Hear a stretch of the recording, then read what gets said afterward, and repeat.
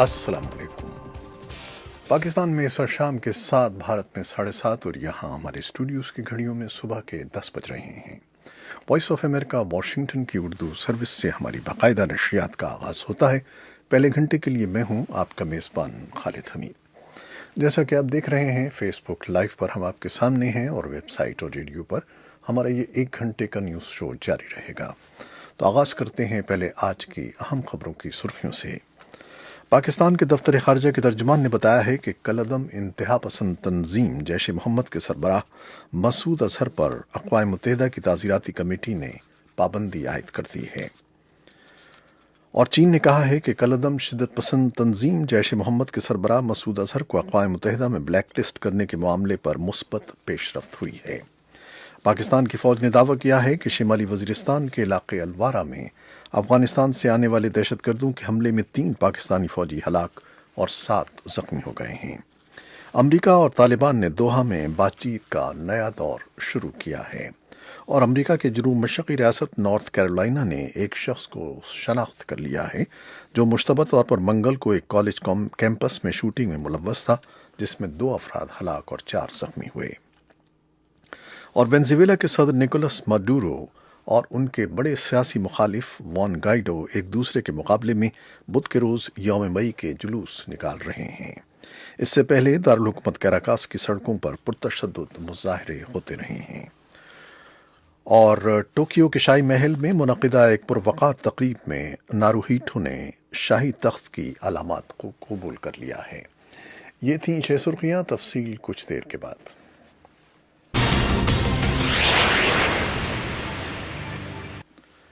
खबरें अब तफसील के साथ। पाकिस्तान के दफ्तर ख़ारजा के तर्जुमान ने बताया है कि कलअदम इंतहा पसंद तंजीम जैश मोहम्मद के सरबराह मसूद अजहर पर अक़वाम मुत्तहिदा की ताज़ीराती कमेटी ने पाबंदी आयद कर दी है, जिसके बाद मसूद अजहर के असासे मुंजमद करने के साथ साथ उन पर सफ़र करने की पाबंदी भी आयद कर दी गई है।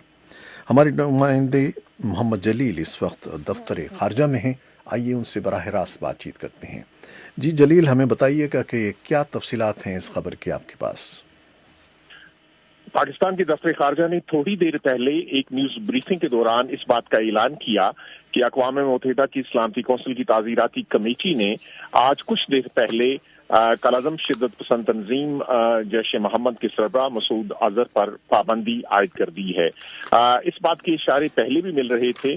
कल चीन के वज़ारत ख़ारजा के तर्जुमान ने भी ये कहा था कि इस मामले में मुस्बत पेशरफ्त हुई है। पाकिस्तान के दफ्तर ख़ारजा के तर्जुमान भी ये कह चुके थे कि इस मामले पर पाकिस्तान को कोई इतराज़ नहीं होगा अगर मसूद अजहर की पे पाबंदी आयद करने के मामले को भारत के ज़ेर इंतज़ाम कश्मीर में जो पुलवामा का वाक़या है उससे मुंसलिक ना किया जाए। तो आज दफ्तर ख़ारजा के तर्जुमान ने न्यूज़ ब्रीफिंग में इस बारे में तफसील बताते हुए कहा कि जब सलामती कौंसिल में की ताज़ीराती कमेटी ने पुलवामा के मामले से मसूद अजहर का जो लिंक है वो हटा दिया गया, तो उसके बाद जो ताज़ीराती कमेटी ने ये कंसेंसस से ये फैसला किया है कि मसूद अजहर पर पाबंदी आयद कर दी गई है। इस पाबंदी के बाद जो मसूद अजहर पे के असासे मुंजमद कर दिए जाएंगे, उन पे सफरी पाबंदियां आयद हो गई हैं और उसके साथ जो उन पे आर्म्स एम्बार्गो भी आयद कर दिया गया है। ये जो मसूद अजहर का मामला था ये 14 फरवरी के बाद उस वक्त सामने आया जब भारत के ज़ेर इंतज़ाम कश्मीर में पुलवामा में शिद्दत पसंद तंजीम जैश मोहम्मद ने सिक्योरिटी फोर्सेस पर एक हमले की जिम्मेदारी कबूल की थी, जिसके बाद इस तंजीम के सरबराह मसूद अजहर को अमरीका, बरतानिया और फ्रांस ने पाबंदी आयद करने की तजवीज़ दी थी। लेकिन बाद चीन के तकनीकी इल्तवा के बाद ये मामला मार्ज़ इल्तवा में चला गया। लेकिन अब दफ्तर ख़ारजा के तर्जुमान ने ये बताया है कि आज ही ताज़ीराती कमेटी ने कंसेंसस से ये फैसला किया है कि मसूद अजहर पर पाबंदी आयद कर दी जाए। और इस मामले के जो ये पाकिस्तान और भारत के दरमियान ये कशीदगी की एक बड़ी वजह थी और बाज़ मुबस्सरीन का ये कहना है कि इस मामले के हल होने के बाद न सिर्फ कशीदगी कम होगी बल्कि आलमी सतह पर पाकिस्तान का जो तशख़्ख़ुस है उसको भी बेहतर करने में मदद मिलेगी। तो आज बैनुल-अक़वामी अमूर की जो तज्ज़ियाकार हैं हुमा बकाई, उसने इस बारे में वॉइस ऑफ अमेरिका से बात करते हुए कहा। जी اور پاکستان تواتر کے ساتھ اپنی امیج بلڈنگ کی بھی کوشش کر رہا ہے، اپنے آپ کو as a geo economic state کے طور پہ بھی پروجیکٹ کرنا چاہتا ہے. پھر FATF کی جو ایشوز ہیں وہاں پر بھی شاید یہ پاکستان کو ہیلپ کرے. تو پاکستان تو میرے خیال ہے کہ ان تمام چیزوں کی وجہ سے اس کو اگری کر رہا ہے، اور انڈیا کے ساتھ بھی وہ فنکشنل ریلیشن شپ چاہتا ہے، کیونکہ اگر ہم کوریڈور اسٹیٹ ہیں تو ہمیں کم از کم فعال تعلقات چاہیے اپنے ایسٹرن اور ویسٹرن بارڈرز پہ. کیا انڈیا اس کو اس طرح سے پازیٹیو لائٹ میں ریسیپروکیٹ کرے گا؟ ابھی مجھے ایسا کوئی انڈیکیٹر نہیں نظر آتا. تو اس سلسلے میں ابھی کوئی موقف تو سامنے نہیں آیا ہے حکومت کا یا کہیں اپوزیشن کے کسی شخص کا اس بارے میں؟ نہیں، حکومت کی جو دفتر خارجہ کے ترجمان نے تو اپنا موقف دیا ہے. جب وائس آف امریکہ نے ان سے پوچھا کہ کیا مسعود اظہر پہ جو پابندی لگنے کا معاملہ ہے اس کا تعلق جو فائنینشیل ایکشن ٹاسک فورس کی جو لسٹنگ سے نہیں ہے، چونکہ فائنینشیل ایکشن ٹاسک فورس جو دہشت گردی کے لیے مالی وسائل کی روک تھام کے لیے کام کرتی ہے، اس نے پاکستان کا نام گرے لسٹ میں شامل کیا ہوا ہے، اور اس معاملے میں کے لیے پاکستان کو ایک ایکشن پلان بھی دیا گیا ہے کہ پاکستان پر اس پر عمل کرے. لیکن دفتر خارجہ کے ترجمان نے یہ کہا کہ اس کا جو فائنینشیل ایکشن ٹاسک فورس ہے اس سے اس کا کوئی تعلق نہیں ہے، کیونکہ یہ معاملہ جو ہے سلامتی کونسل کی جو تعزیراتی کمیٹی ہے اس میں 2009 سے زیر التوا تھا، اور اس سے پہلے جتنی بار 4 بار کوششیں ہو چکی تھیں وہ چین کے التوا کی وجہ سے کامیاب نہ ہو سکی. لیکن اب 5ویں بار جو ہے چین نے اس کی مخالفت نہیں کی، اس لیے مسعود اظہر پر جو ہے وہ پابندی عائد کر دی گئی ہے. بہت شکریہ محمد جلیل آپ کا. تو یہ ہمارے نمائندے تھے اسلام آباد میں جو تفصیل سے بتا رہے تھے کہ پاکستان کے دفتر خارجہ کے ترجمان کا کہنا ہے کہ کالعدم انتہا پسند تنظیم جیش محمد کے سربراہ مسعود اظہر پر اقوام متحدہ کی تعزیراتی کمیٹی نے پابندی عائد کر دی ہے، اور اس کے بعد مسعود اظہر کے اثاثے منجمد کرنے کے ساتھ ساتھ ان پر سفری پابندیاں بھی عائد کر دی گئی ہیں. اور اب کچھ اور خبریں. پاکستان کی فوج نے دعویٰ کیا ہے کہ شمالی وزیرستان کے علاقے الوارہ میں افغانستان سے آنے والے دہشت گردوں کے حملے میں 3 پاکستانی فوجی ہلاک اور 7 زخمی ہو گئے ہیں.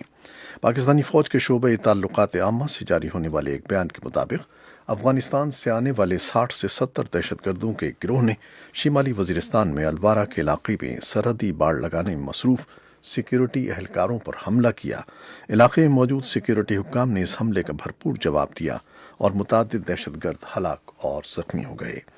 ترجمان کے مطابق حملے میں دہشت گردوں سے فائرنگ کے تبادلے میں 3 پاکستانی فوجی جاں بحق ہوئے، جن میں لانس نائک علی، لانس نائک نذیر اور سپاہی امداد اللہ شامل ہیں، جبکہ 7 فوجی جوان زخمی بھی ہوئے ہیں.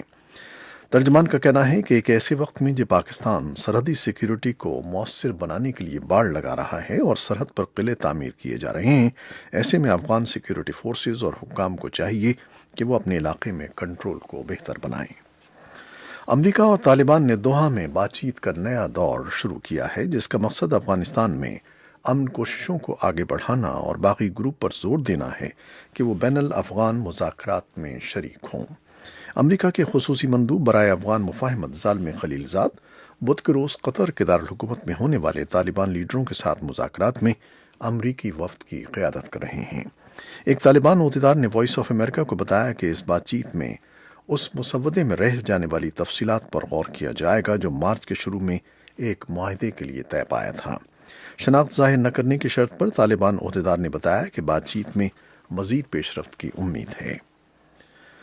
امریکہ کے جنوب مشرقی ریاست نارتھ کیرولائنا نے ایک شخص کو شناخت کر لیا ہے جو مشتبہ طور پر منگل کو ایک کالج کیمپس میں شوٹنگ میں ملوث تھا، جس میں 2 افراد ہلاک ہوئے اور 4 زخمی ہوئے. یہ فائرنگ منگل کی شام شارلٹ شمالی کیرولائنا کی یونیورسٹی کے کیمپس میں ہوئی تھی. پولیس چیف جیف بیکر نے اخباری نمائندوں کو بتایا کہ ان کے عملے نے فوری طور پر عمارت میں پہنچ کر مسلح شخص کو گرفتار کر لیا ہے. انہوں نے بتایا کہ یہ مشتبہ شخص 22 سالہ ٹرسٹن اینڈریو ٹیرل ہے.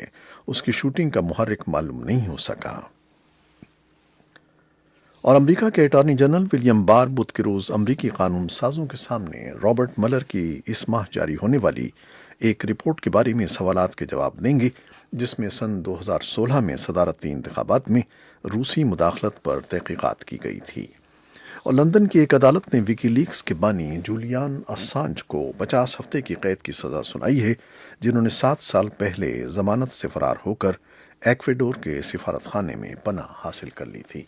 یہ تھیں وہ خبریں جو فیس بک لائیو پر ہم نے آپ کے لیے پیش کی. ویب سائٹ اور ریڈیو پر ہمارا یہ 1 گھنٹے کا نیوز شو جاری ہے. ہمارے ساتھ رہیے گا. فیس بک لائیو سے اجازت لیتے ہیں. اللہ حافظ.